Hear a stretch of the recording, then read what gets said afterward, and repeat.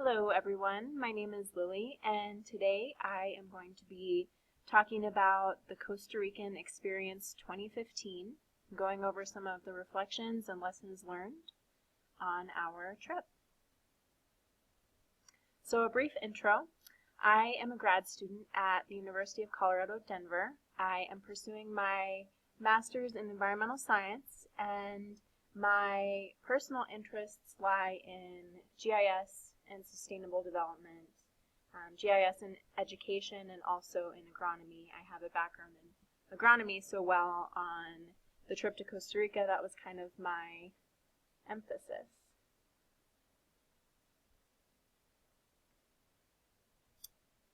So, one of our first stops was at La Paz, and while at La Paz, we talked a lot about biodiversity, and as you can see here, we have some beautiful butterflies, some flowers, a bunch of waterfalls, and one of the most striking discussions that we had at La Paz was about what constitutes nature. And so La Paz is actually a reserve that hosts a lot of different types of animals and species, that a lot of which have been collected from people's houses.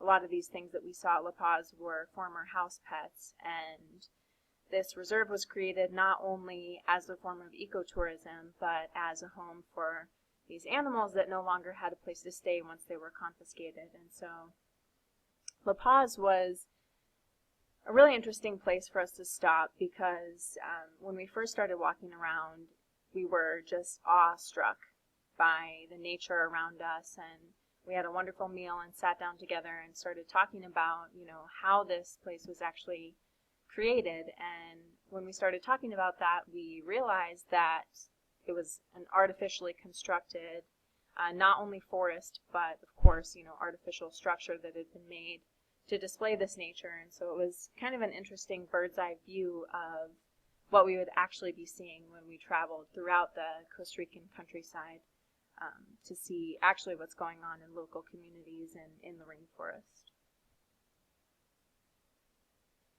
So then we went to La Selva, and La Selva was probably my favorite portion of the trip, just because we got to witness a lot of scientific collaboration, and that's something that you don't always get to see firsthand as a grad student, even as an undergrad, just as a part of the busy Denver community. And so at La Selva, I really felt a sense of empowerment.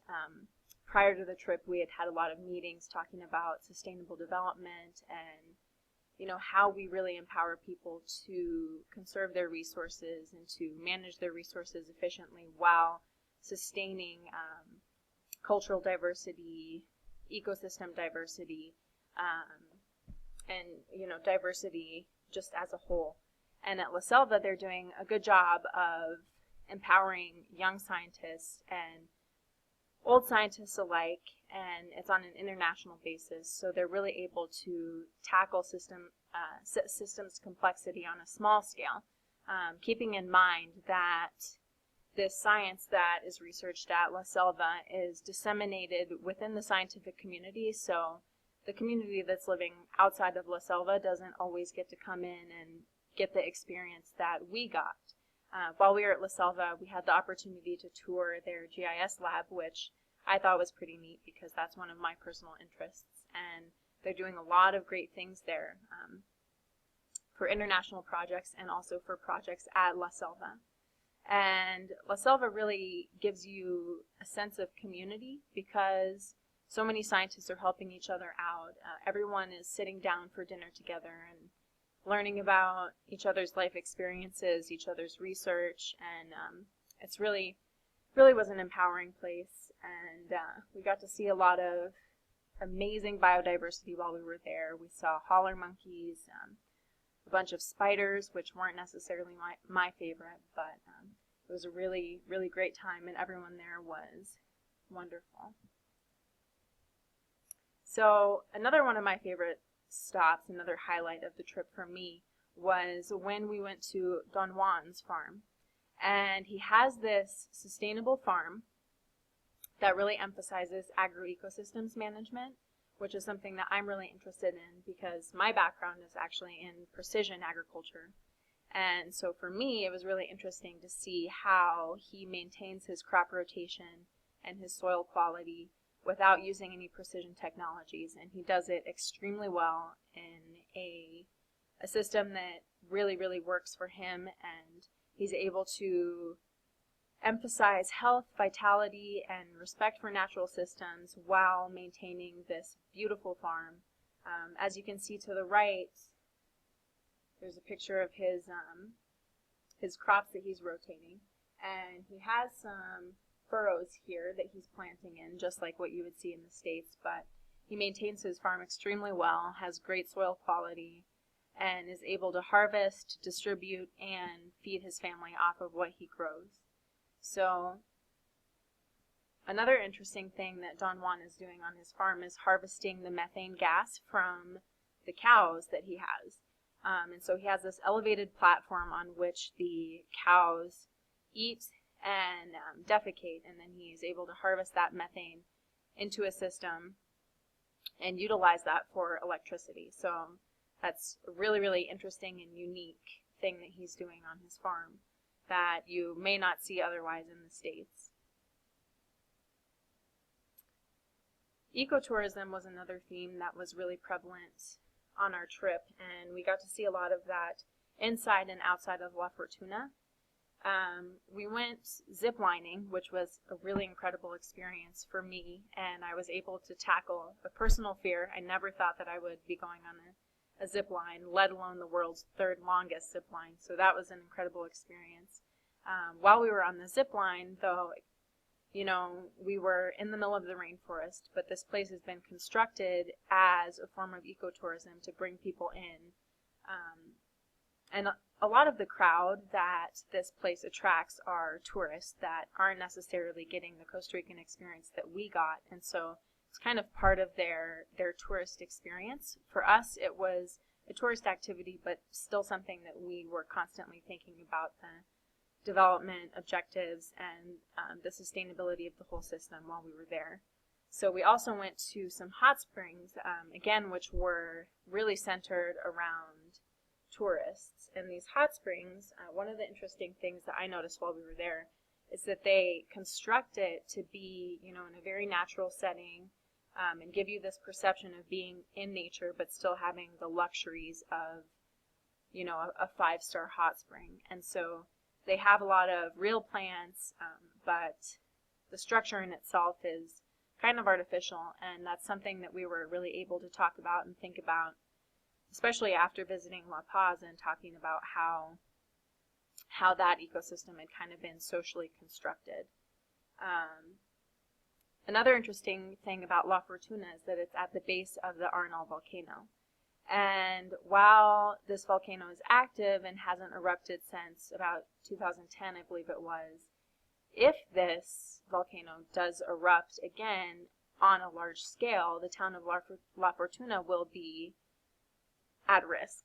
And geographically, they're already at risk from being at the base of a volcano, but in terms of sustainability, the town is at risk for an environmental disaster from the potential eruption of this volcano.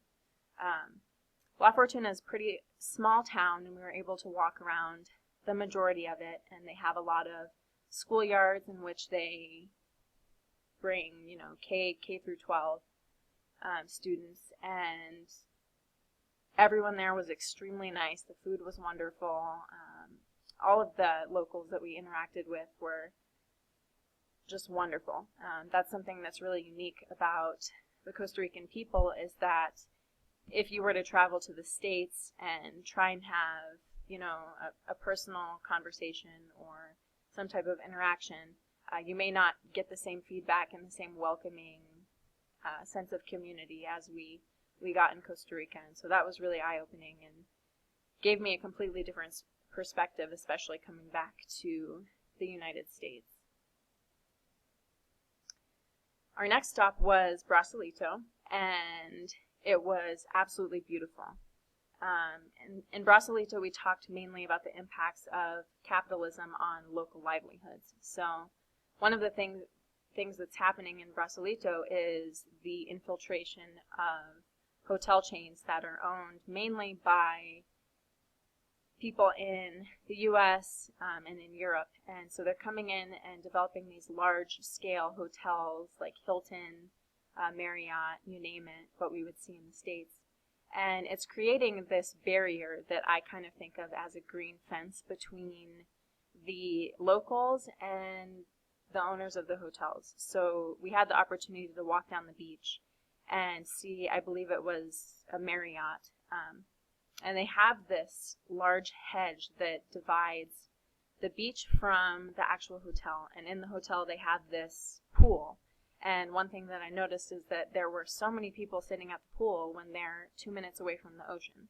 And there was no one literally on the beach. And so I found that really striking. And that kind of emphasizes the fact that a lot of people travel to areas like Costa Rica not to learn about the culture and to integrate themselves, but to have an isolated vacation, essentially. And so that really poses an issue both socioeconomically and environmentally. Because when we have people traveling on these beaches, often they litter, they don't clean up after themselves, they don't interact with the locals, which then takes away business from locals that are providing food, amenities, etc. And unfortunately, the place that we stayed at is being bought out by a chain, and so who's to say whether it will exist for the future students that take this trip. Hopefully it will. But they're having a lot of issues with the infiltration of capitalism and that mindset. And so something to keep in mind with future travels, personally, I don't think that I can ever go to a place like Costa Rica and support a Hilton chain, just because I feel a moral obligation to support the local communities. So we went to Ojancha and stayed at an eco lodge. And yes, spiders, monkeys, and toads everywhere. And at first when we got there, we were all kind of freaked out, not only because of the previous spider stories that we'd been told, but it was, a new surrounding for us. We were right in the middle of the rainforest, and it turned out to be a really incredible place that we stayed. And everyone there was so nice. They really welcomed us into their eco lodge and into the whole system that they have going there. And one of the local women came and cooked for us every night, provided all of our meals, and we had a lot of wonderful conversations together at night around the dinner table. And it just gave me this overwhelming sense of wonder and appreciation, not only for nature, but for the connections that we had made as a group and with the local people, because that was the place where we felt the most integrated, I think, into the local culture and the local community. So Ojancha is definitely something that I'll take away with me for the rest of my life, and I hope to go back there someday and visit. I hope to not encounter another wolf spider, but we'll see about that. So our last stop was then returning to San Jose. And as you can see in the middle, we're all huddled around as a group. And throughout our trip, we really became close and got along so well. And I think that the relationships that we developed will definitely continue. And hopefully we'll be friends for a long time and be able to go back and visit Costa Rica again. San Jose was kind of a culture shock going back from Ojancha and then to the city. So San Jose is a great place, but I would definitely choose to integrate myself more with the locals and spend more time in the rainforest. So that was our trip. We had a wonderful experience, and I would recommend this to any future student or anyone who really has the opportunity to go out and experience Costa Rica.